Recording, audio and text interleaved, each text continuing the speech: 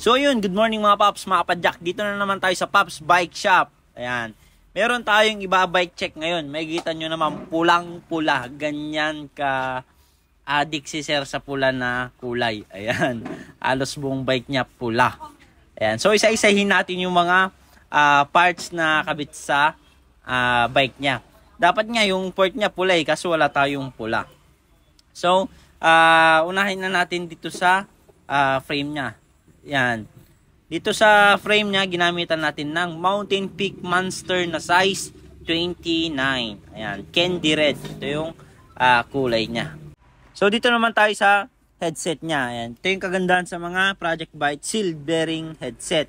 In-speed na short stem CNC, low rise handlebar na Saturn. Ayan. Giant handle grip na alloy yung ring niya, dalawang lock, red na rin. Ayan. MT200 brake set, Jore M6100 na shifter. Dito naman tayo sa may bandang port niya. Ito yung Sagmit Evo 3 na orange. Ayan, no? Ito yung parang Fox. Ayan. Dito naman tayo sa gulong niya, Maxxis face kasi gusto ni sir fast rolling. Buong rim set, ayan, makikita nyo pulang-pula. Saturn na skull, red. Ragusa spoke na red. Racewell na hub, red. Sagmit na alligator rotor. Dito naman tayo sa saddle niya, Cole Veleno, red. Trubative na seat post, red. Pedal, red. Mountain Peak 3 sealed bearing. Dito naman tayo sa crankset niya. Ito yung parang Jore Saturn. Yung chainring niya to red. Naka-combination pa rin sa bike ni sir. Ayan. 1x12 setup, Jore chain, Jore RD. Yung sprocket naman nito, ito yung latest na Sagmit 1151.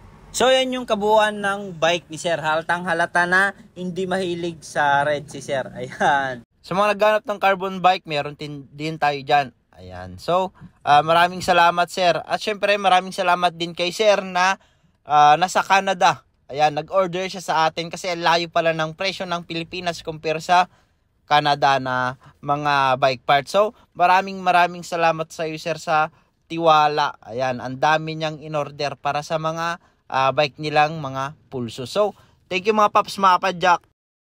At sa mga nasa malalayong lugar naman na gusto magpakita ng suportas dito sa Paps Bike Shop at gusto mag-order, ayan, visit lang kayo dito sa mga legit account namin. Dito lang kayo pwedeng makipag-transact para legit at di kayo may scam. Visit lang kayo sa TikTok, Shopee, Lazada namin. Paps Bike Shop Official. Ayan, ito yung mga legit account namin. Jason Bike Parts. Bikers Need. Thank you mga paps, mga padyak. Ayan, dito na kayo makipag-transact at mag-order. Thank you.